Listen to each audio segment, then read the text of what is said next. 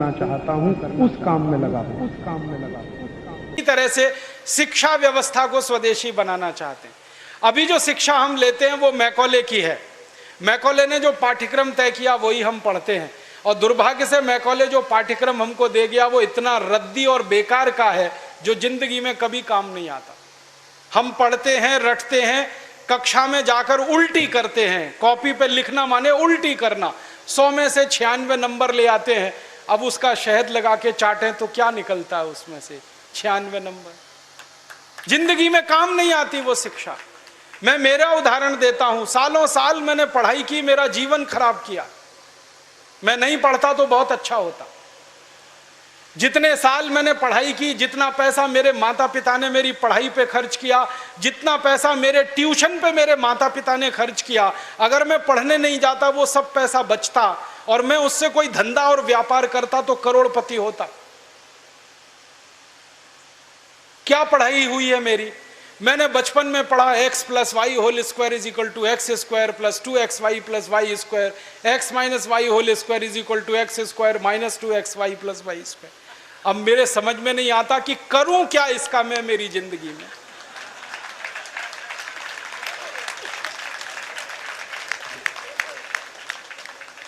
मेरे गणित के प्रोफेसर ने मुझको पढ़ाया, मैंने रटा, रट रट के दिमाग खराब किया, घंटों घंटों बर्बाद किए, किलो किलो कागज मैंने लिख लिख के खराब किए, और वो मेरी जिंदगी में आज तक काम नहीं आया। x + y होल स्क्वायर क्या करूं मुझे मालूम ही नहीं।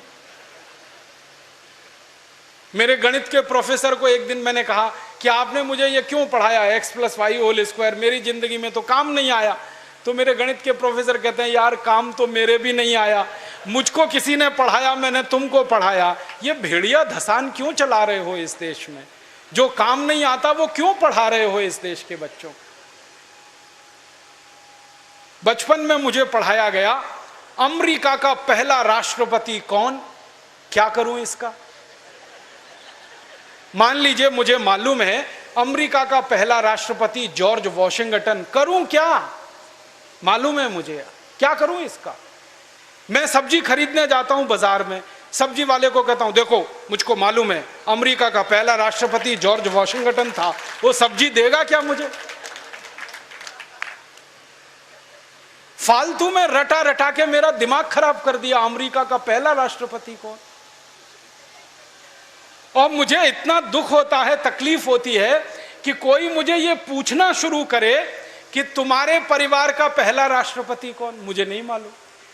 मेरे परिवार के राष्ट्रपति से मतलब मेरे दादा, दादा के दादा, दादा के दादा, दादा, कहीं से हमारा कुल शुरू हुआ ना, तो मेरे कुल का पति माने मेरा पहला पिता, वो कौन नहीं मालूम। और अमेरिका का पहला राष्ट्रपति मालूम है। और मुझे तो इतना दुख होता है कि अमेरिका का पहला ही राष्ट्रपति नहीं मालूम, 250 राष्ट्रपति मालूम है मुझे उनके, और मेरे कुल के 2.5 आदमी के नाम नहीं मालूम मुझे। मेरे पिताजी का नाम मालूम है, उनके पिताजी का, उसके आगे बढ़ता हूं तो सब ब्लैंक हो जाता है, याद ही नहीं मुझे। क्या करना है ऐसी शिक्षा से? काम की क्या है ये? बचपन में मुझको पढ़ाया कनाडा का क्लाइमेट कैसा, कनाडा का, भारत का नहीं, कनाडा का। कनाडा की जलवायु क्या है, क्या करूं उसका कनाडा की जलवायु का? मैं तो कभी कनाडा जाने वाला नहीं, कनाडा मेरे घर में कभी आने वाला नहीं, उसकी जलवायु पढ़ के करना क्या है? मैं शिवपुरी में रहता हूं, मैं भोपाल में, ग्वालियर में रहता हूं, मुझे शिवपुरी की जलवायु मालूम है तो कुछ काम आने वाली है। कनाडा की जलवायु क्या काम आने वाली है? कभी जिंदगी में मौका मिला कनाडा जाने का, जिसका कोई दूर दूर तक संभावना नहीं है, तब जाके वो बात कभी काम आएगी। उसके लिए रट रट के, पढ़ पढ़ के दिमाग खराब कर दिया घंटों घंटों। ऐसा फालतू इतिहास पढ़ाया। अकबर बड़ा महान था, होगा, मैं क्या करूं? अकबर महान था, ठीक है, मैं क्या करूं उसका? मेरी जिंदगी में उससे क्या फायदा होने वाला है अकबर की महानता से? मतलब मैं कहना यह चाहता हूं कि जो ज्ञान हम ले रहे हैं हमारी शिक्षा में, वो जिंदगी में कभी काम नहीं आता। आप ईमानदारी से अपने बारे में एक दिन ये करना, मेरी बात है इसलिए नहीं, आपने जो जो पढ़ा है अपनी जिंदगी में याद करो, उसमें से कितना आपके काम आया। शायद आप 100 का नंबर निकालेंगे तो 5 भी काम नहीं आया, 5% भी काम नहीं आया। जो काम नहीं आया पढ़ा क्यों, फिर रटा क्यों उसको? और आप ऐसे सोचो, दूसरा उल्टा सोचो कि हमने जितना पढ़ा वो कितना हमें याद है। याद उतना ही रहेगा जो रोज काम आता है, बाकी कचरे को दिमाग निकाल के ऐसे ही फेंक देता है। जो याद ही नहीं रहे और काम नहीं आए उसको पढ़ना और पढ़ाना क्यों? तो मैंने सोचा कि शिक्षा व्यवस्था बदलना बहुत ज़रूरी है। हमारे बच्चों के ऊपर इतना बोझा हो गया है, इस बोझे ने बच्चों को ख़त्म कर दिया। कभी कभी तो मुझे इतना अफसोस होता है, अखबारों में खबर पढ़ता हूँ 12वीं कक्षा का रिजल्ट आया, इतने बच्चों ने आत्महत्या कर ली। क्यों? फेल हो गए। बच्चे थोड़ी फेल हुए हैं, परीक्षा की पद्धति फेल हुई है हमारी, बच्चे फेल नहीं हुए। बच्चों के बारे में तो सारी दुनिया कहती है कि वो तो कच्ची मिट्टी के घड़े के जैसे हैं, जैसा आप शेप दोगे वैसे हो जाएंगे। हमारे बच्चों को हमारे अध्यापक और परीक्षा वाले शेप नहीं दे पाए, इसलिए परीक्षा पद्धति फेल हुई है, बच्चे फेल नहीं हुए। मुझे तो कई बार यह कहने के मन करता है कि बच्चों को फेल करने वाले अध्यापकों को फेल करना चाहिए, क्योंकि उन्होंने पढ़ाया नहीं ठीक से, समझाया नहीं बच्चों को ठीक से। और इस शिक्षा पद्धति में क्या भेड़िया धसान है। 100 में से 90 नंबर लाओ, 99 नंबर लाओ, 98 नंबर लाओ तो आप बहुत होशियार हैं, 33 नंबर लाओ, 30 नंबर लाओ तो आप बिल्कुल बेकार हैं। न्यूटन को तो जिंदगी में कभी भी 30 से ज्यादा नंबर आए नहीं, बेकार है न्यूटन, वो तो सारी दुनिया में पूजा जाता है। कभी फेल, हमेशा ही फेल हुआ, पास ही नहीं हुआ कभी न्यूटन। स्कूल वालों ने निकाल दिया उसको कि हर बार फेल हो जाता है, फेल हो जाता है, ये पढ़ने लायक नहीं है। जब स्कूल ने निकाल दिया उसको, तब उसका दिमाग खुल गया और उसने गिरते हुए सेब को देख लिया और उसने गुरुत्वाकर्षण का सिद्धांत दे दिया। जो आदमी स्कूल में फेल हो गया था, अब सारी दुनिया उस पर पीएचडी करती है और उसके गुणगान करती है। माने फेल और पास होने से किसी व्यक्ति के जीवन का कोई लेना देना नहीं। आप आइंस्टाइन की अगर कहानी पढ़ोगे तो आइंस्टाइन तो 9 कक्षा के आगे पढ़ नहीं पाया, कभी निकाल दिया स्कूल ने उसको, क्योंकि वो कुछ और सोचता रहता था। स्कूल ने निकाल दिया और निकालने के बाद सारी दुनिया में E=mc² का जो सिद्धांत दे दिया, सारी दुनिया उसका गुणगान करती है और एक ऐसे आदमी को पूछती है जो स्कूल में 9 क्लास के आगे बढ़ा ही नहीं। मतलब मैं कहना चाहता हूं, 9 पढ़ जाए, 10 पढ़ जाए, 12 पढ़ जाए, 16 पढ़ जाए, इससे कुछ लेना देना नहीं। ज्ञान जो है ना, डिग्रियों से नहीं तौला जाता। ज्ञान अलग चीज है, डिग्रियां बिल्कुल अलग चीज। मैं तो इसी देश की कहानी देखता हूं। धीरूभाई अंबानी 9 क्लास फेल हो गया, पेट्रोल पंप पे नौकरी करना शुरू किया और रिलायंस नाम का एक एम्पायर खड़ा कर दिया जो सारी दुनिया में 4.5 लाख करोड़ का है। 9 क्लास फेल आदमी 4.5 लाख करोड़ का एम्पायर खड़ा करके छोड़ गया। इसका माने ज्ञान का डिग्री से कोई संबंध नहीं है। घनश्याम दास बिरला 4 क्लास पढ़े, स्कूल और गांव छोड़कर निकल गए, लोटा लेकर कलकत्ता पहुंच गए और इतना बड़ा खानदान बना दिया, बिरला एम्पायर, जो आज लाखों करोड़ का है। 4 क्लास पास आदमी ने किया। बिरला जी कहा करते थे कि क्लास पास करना कोई महत्व की बात नहीं है जीवन की तुलना में।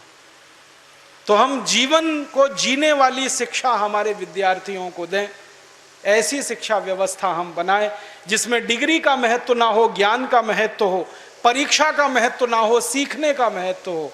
पढ़ाने का महत्व नहीं हो, सिखाने का महत्व हो। अध्यापक भी सीखें, विद्यार्थी भी सीखें, दोनों सीखने की प्रक्रिया में आगे बढ़ें। ऐसी एक शिक्षा व्यवस्था हम बनाना चाहते हैं और ये पूरी शिक्षा व्यवस्था मातृभाषा पर आधारित होगी, ये अंग्रेजी पर आधारित नहीं होगी। अंग्रेज आए तो अंग्रेजी आई, अंग्रेज गए तो अंग्रेजी चली जानी चाहिए थी। क्यों हमने रख लिया इस अंग्रेजी को? अंग्रेजी में पढ़ाते हैं अपने बच्चों को, मार मार के सिखाते हैं, बच्चे बेचारे अक्सर उसमें फेल हो जाते हैं। हिंदुस्तान के बच्चे गणित में पास होते हैं, भौतिकी में पास होते हैं, रसायन में पास होते हैं, अंग्रेजी में फेल हो जाते हैं। होना ही चाहिए उनको अंग्रेजी में फेल, क्योंकि अंग्रेजी विदेशी भाषा है। मुझे आप एक अंग्रेज बताइए और दिखाइए जो हिंदी में पास हो जाए। तो मैं अंग्रेजी में पास होकर दिखा सकता हूं। जब कोई अंग्रेज हिंदी में पास नहीं हो सकता तो हम भारत के विद्यार्थियों से क्यों अपेक्षा कर रहे हैं कि वो अंग्रेजी में पास हो? और अंग्रेजी भाषा नहीं है पास होने लायक, ये तो भाषा ही रद्दी है। इस भाषा का इतिहास जब मैंने पढ़ा, 5वीं शताब्दी में तो ये भाषा आई, माने मुश्किल से 1500 साल पुरानी है। हमारी भाषा तो करोड़ों साल पुरानी है, संस्कृत, हिंदी, मराठी, तमिल, तेलुगु, कन्नड़, मलयालम, ये तो 1500 साल पुरानी है। और दुनिया की सबसे रद्दी भाषा है अंग्रेजी, जिसकी कोई अपनी व्याकरण नहीं है जो शुद्ध हो और ठीक हो। आपको एक उदाहरण देता हूं। अंग्रेजी में एक शब्द है PUT, पुट, BUT, तो PUT पट होना चाहिए। CUT कट, BUT बट, तो PUT पट। अगर PUT पुट तो CUT कुट, BUT बुट, यही होना चाहिए ना। क्या मूर्ख लोगों की भाषा है, ग्रामर ही नहीं है। और परम मूर्खता की भाषा ये अंग्रेजी। एक शब्द है अंग्रेजी में, उसमें कहते हैं केमिस्ट्री, CHEMISTRY, केमिस्ट्री। तो यहां पे CH जो है ना का हो गया, ठीक है। तो केमिस्ट्री में CH का हो गया, तो चोपड़ा में कोपड़ा होना चाहिए। CHOPARA है ना, उसको चोपड़ा क्यों कहते हैं, कोपड़ा कहो। और CHOPARA को चोपड़ा कह रहे हो तो CHEMISTRY को केमिस्ट्री कहो। फिर एक जगह CH का है, एक जगह CH चा है, कुछ समझ में ही नहीं आता क्या इनका हिसाब किताब है। मूर्खों की भाषा है ये अंग्रेजी। और इस भाषा की कितनी बड़ी कमजोरी है। अंग्रेजी में एक शब्द है SUN, माने सन, माने सूरज। अब किसी भी अंग्रेज माई के लाल को मेरी चुनौती है कि इसका दूसरा शब्द अंग्रेजी में से निकाल के लाए। SUN का पर्यायवाची है ही नहीं, लाएंगे कहां से? पूरी अंग्रेजी में सन का पर्यायवाची नहीं है, माने दूसरा शब्द नहीं है जो सूर्य को बता सके।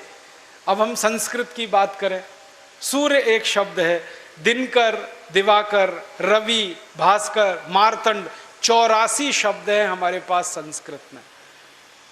अंग्रेजी में एक ही है। एक शब्द है अंग्रेजी में मून, एक ही है, चंद्रमा। और हम संस्कृत में 56 शब्द हैं चंद्रमा के लिए।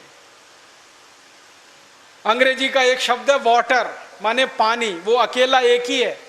वो नदी का पानी हो या नाले का, कुएं का हो या तालाब का, सब पानी वाटर है। और यहां भारत में हर पानी के लिए अलग शब्द है।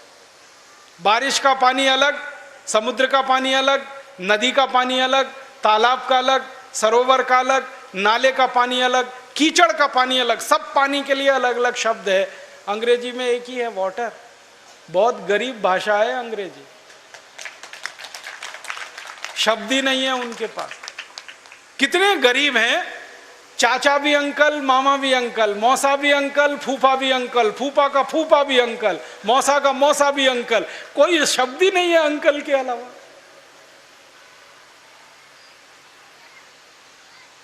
और चाची, मामी, मौसी, सब आंटी, कोई दूसरा ही शब्द नहीं है उनके। हम तो मूर्ख लोग इस अंग्रेजी में फंस गए। अकल नहीं हमारी तो मारी गई है। हमारे देश में जो अंग्रेजी पढ़ गए ना, अकल उन्हीं की मारी गई है। जो नहीं पढ़े वो बहुत होशियार। पता है, मैं कुछ लोगों के घरों में जाता हूं। मैंने जिंदगी में एक नियम बनाया, वो नियम यह है कि होटल में खाना नहीं खाऊंगा, होटल में ठहरूंगा नहीं। तो झक मार के मुझे घरों में ही ठहराना पड़ता है, खाना खिलाना पड़ता है, क्योंकि मैं खाता नहीं, होटल में ठहरता नहीं। तो हर बार नए नए घरों में जाता हूँ खाना खाने, रहने के लिए। तो अंग्रेजी पढ़े लिखे लोगों के घर में भी जाता हूँ, तो वो कैसे मूर्ख दिखाई देते हैं मुझे उसका उदाहरण बताता हूँ। वो ना तो अंग्रेज है ना तो हिंदुस्तानी है, खिचड़ी है बीच की। और वो खिचड़ी कैसी है, किसी के घर में गया तो पिताजी का नाम घर में रामदयाल, माताजी का नाम गायत्री देवी, बेटे का नाम टिंकू। अब मैं यही पूछता हूं कि रामदयाल और गायत्री देवी का टिंकू कहां से आ गया।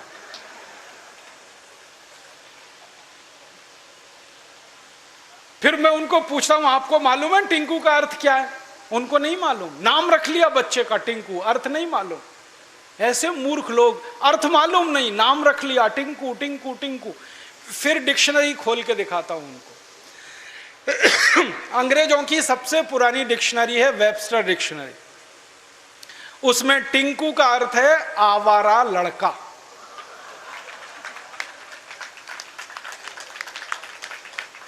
जो लड़का बाप की ना सुने, मां की ना सुने, वो टिंकू है। और हम क्या कर रहे हैं पढ़े लिखे मूर्ख लोग, आज्ञाकारी लड़के को टिंकू टिंकू टिंकू बोल बोल के आवारा बनाने की तैयारी कर। ऐसे अंग्रेजी मूर्खों के घरों में जब मैं जाता हूं तो ऐसे ही नाम मिलते हैं, बबली, डबली, डब्लू, बबलू। क्या मतलब है डब्लू, बबलू, बबली, डबली? डिम्पल, ट्विंकल, कुछ मतलब ही नहीं। कुछ भारत में नाम की कमी हो गई है क्या? और इससे भी बड़ी बड़ी मूर्खताएं मैं देखता हूं। कोई अधकचरे हिंदुस्तानी, माने आधा अंग्रेज आधा हिंदुस्तानी के घर में जाऊं तो इंप्रेशन जमाने के लिए, माने रौब जमाने के लिए अंग्रेजी झाड़ेगा। हाँ, भले गलत सलत, लेकिन झाड़ेगा जरूर, रौब पड़े उसके ऊपर। वो क्या कहेगा? हिंदी में भी बोल सकता है, वो बात नहीं बोलेगा। वो कहेगा ओ Rajiv Dixit, she is my missus. तो मैं पूछता हूं really she is your missus? क्योंकि उसको मिसेस का अर्थ नहीं मालूम। मिसेस का अर्थ जानते हैं क्या है? हर देश की अपनी सभ्यता, अपनी संस्कृति होती है, तो उसमें से निकले हुए शब्द की भी अपने इतिहास और संस्कृति की व्यवस्था होती है। इंग्लैंड की सभ्यता कैसी है मालूम है? इंग्लैंड की सभ्यता में एक सबसे खराब बात है जो आपको कभी पसंद नहीं आएगी, कि वहां एक स्त्री और एक पुरुष जिंदगी भर साथ कभी भी नहीं रहते, बदलते रहते हैं। जैसे हम कपड़े बदलते हैं ना, वैसे वो एक दूसरे को बदलते रहते हैं। एक पुरुष की 20 स्त्रियां हो सकती हैं, एक स्त्री के 20 पुरुष हो सकते हैं। मेरे कई दोस्त हैं इंग्लैंड और यूरोप में जिनकी 40-40 शादियां हुई हैं, 41वीं करने को तैयार है। ये उनके यहां चलता रहता।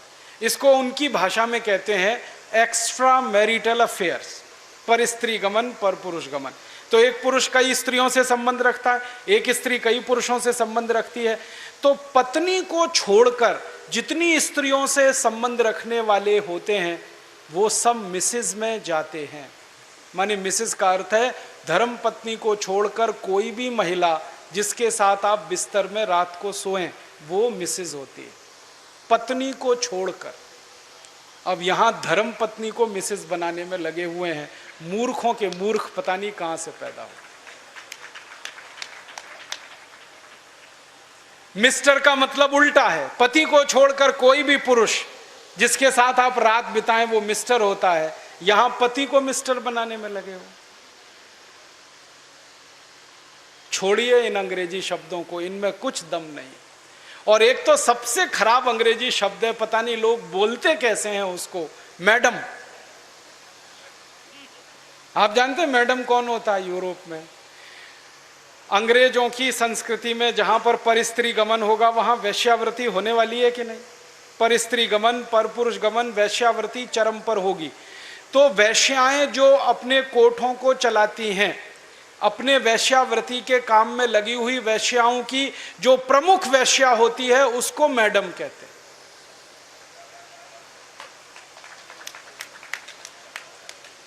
और यहां हिंदुस्तान में अपनी बहनों को मैडम कह देते हैं। ऐसे मूर्ख लोग मैंने इस देश में देखे हैं। अपनी धर्मपत्नी को मैडम कहने में शर्म नहीं आती, ओ मैडम इधर आओ। और वो धर्मपत्नी को भी शर्म नहीं आती मैडम कहलवाने में, वो भी कहती है मैडम कहो मुझको। जान तो लो कि मैडम होती कौन है, फिर कहलवाओ। अपने भारत में कितने सुंदर सुंदर शब्द हैं। श्रीमती, श्री माने लक्ष्मी, मति माने बुद्धि, बुद्धि माने सरस्वती, लक्ष्मी। तो जहां सरस्वती लक्ष्मी एक साथ निवास करे वो श्रीमती, उसको हमने मिसेस बना दिया। ये मूर्खाधिपति हमारे देश में अंग्रेजी पढ़े लिखे, इन्होंने बड़ा सत्यानाश किया, बेड़ा गर्क किया इस देश का। इस अंग्रेजी भाषा ने किया, फिर इन्होंने और ज़्यादा किया। मेरा आपसे हाथ जोड़कर निवेदन है, इस अंग्रेजी भाषा में मत फंसिए, कुछ इसमें रखा नहीं है, दम नहीं है। कभी कभी तो मैं लोगों के घरों में जाता हूँ, इतना गुस्सा आता है मुझे। कभी कभी अंग्रेजी पढ़े लिखे लोगों के घर में जाता हूँ तो छोटे छोटे बच्चे होते हैं ना, उनको उनके माता पिता कहते हैं, देख बेटा अंकल आए हैं, जरा पोएम तो सुना। मैं कहता हूँ भाई मैं अंकल नहीं हूँ, मुझे या तो मामा बना लो या चाचा बना लो, दोनों में ही आपका फायदा है, मेरा भी फायदा है। मामा बनो तो भी फायदा, चाचा बनो तो भी फायदा, अंकल में तो कुछ रखा नहीं है। फिर उनके माता पिता को कहता हूँ, ये आप इनको पोएम क्यों सुनवाते हैं, कविता सुनवाओ ना। तो उनको पोएम और कविता का अर्थ ही पता नहीं है, पोएम अलग है, कविता अलग है। अब वो बच्चे चालू हो जाते हैं टेप रिकॉर्डर की तरह से और पोएम सुनाते हैं मुझको, rain rain go away come again another day little baby wants to play. अब मैं बच्चे को पूछता हूं, तुमको मालूम है इसका अर्थ क्या है? नहीं मालूम। किसने सिखाया? मम्मा ने सिखाया। मम्मा को पूछा, आपको अर्थ मालूम है रेन रेन गो अवे? नहीं मालूम। किसने बताया? टीचर ने बताया। टीचर को पूछो, उनको भी अर्थ नहीं मालूम। तो रटाया क्यों फिर बच्चे को? अर्थ ही नहीं पता। फिर बच्चों को मैं बताता हूं, देखो इसका अर्थ ये है, बारिश बारिश तुम चली जाओ, मत आओ क्योंकि मुझे खेलना है। माने छोटे बच्चे को खेलना है, इसलिए वो बारिश को कह रहा है, बारिश बारिश तुम चली जाओ, यहां मत आओ क्योंकि मुझे खेलना है। अब ये बच्चे कविता गा रहे हैं, बारिश बारिश तुम चली जाओ, यहां मत आओ, मुझे खेलना है, और ये ईश्वर से प्रार्थना के रूप में कविता है। करोड़ों बच्चों ने ये कविता गाई और ईश्वर ने सुन ली तो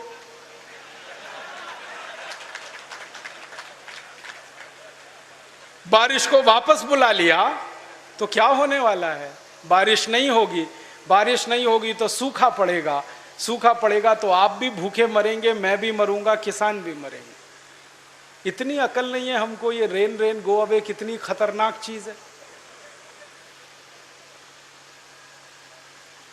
हमारे भारत में 60% खेती बारिश पर होती है, 40% खेत में ही सिंचाई की व्यवस्था है।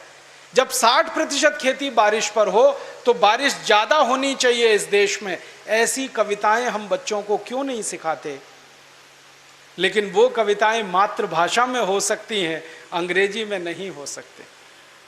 मैं एक मराठी मातृभाषा की कविता सुनाता हूं आपको, अर्थ बहुत सीधा है उसका। वो कविता है, ये रे पाऊसा तोला देतो पैसा, पैसा झाला खोटा, पाऊस आला मोठा। ये रे माने आओ आओ, जल्दी जल्दी बारिश तुम आओ। पाऊसा माने बारिश। मराठी में कह रहे हैं, बारिश बारिश तुम जल्दी जल्दी आओ, नहीं आओ तो मैं पैसा देने को तैयार हूं, तुम आ जाओ, क्योंकि मुझे बारिश की जरूरत है, क्योंकि खेत को पानी की जरूरत है, क्योंकि 60% खेती बारिश पर आधारित है। तो भारतीय कविता बारिश को बुलाने वाली होती है और अंग्रेजी कविता बारिश को भगाने वाली होती है। क्योंकि इंग्लैंड में मौसम खराब रहता है, कभी भी बारिश आती है, इसलिए वहाँ के बच्चे कहते हैं रेन रेन गो अवे।